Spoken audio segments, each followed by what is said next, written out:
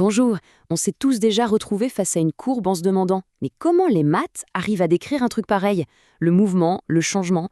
Eh bien, aujourd'hui, on va plonger au cœur de l'outil qui permet de faire ça, la dérivation. Tout part d'une question qui a l'air simple comme ça, mais qui a en fait pas mal occupé les esprits des mathématiciens pendant des siècles.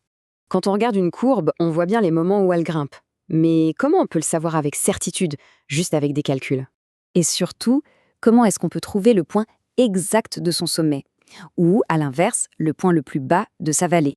La clé, ce n'est pas juste de regarder. C'est de trouver un moyen de mesurer ce changement à chaque instant, en chaque point. Pour que ce soit plus clair, on va utiliser une petite image. Imaginez que la courbe, c'est un sentier de randonnée. Et notre but, c'est de savoir si ça grimpe, si ça descend et à quel point c'est raide.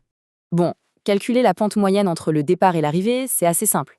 Mais ce qui nous intéresse vraiment, c'est la pente là, maintenant, juste sous nos pieds. Et c'est là qu'intervient une astuce de génie. On commence par mesurer la pente entre deux points assez éloignés. Facile. Ensuite, on les rapproche un peu. On recalcule. On les rapproche encore, et encore, jusqu'à ce qu'ils soient quasiment l'un sur l'autre. Et voilà. En faisant ça, on trouve la pente exacte à cet instant précis. Eh bien, ce chiffre, ce nombre qui nous donne la pente exacte en un point, il a un nom. C'est la dérivée. C'est elle qui mesure la vitesse à laquelle les choses changent, mais de manière totalement instantanée. Et pour se la représenter, il y a une image super simple. La dérivée, c'est la pente de la tangente. La tangente, c'est cette ligne droite qui vient juste effleurer la courbe en un seul et unique point sans la couper. Et c'est là que ça devient puissant. Si la dérivée est un nombre positif, ça veut dire que la tangente monte. Donc notre courbe est en train de grimper.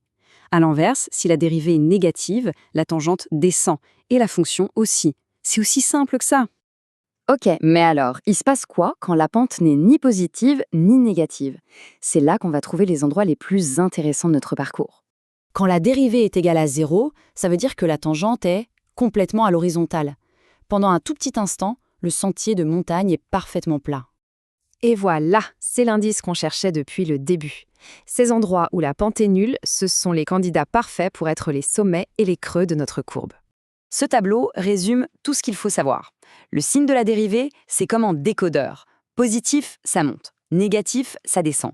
Et quand c'est nul, eh bien on fait une pause. On est sur un point stationnaire. C'est peut-être un sommet ou un creux.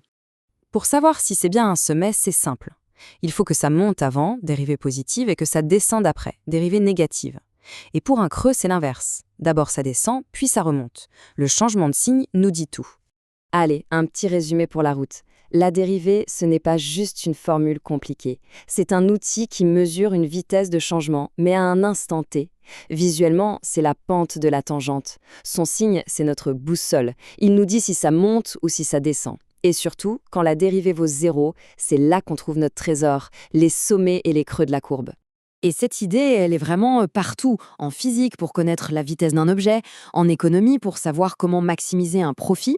La dérivation, c'est tout simplement le langage qu'utilisent les maths pour parler du changement.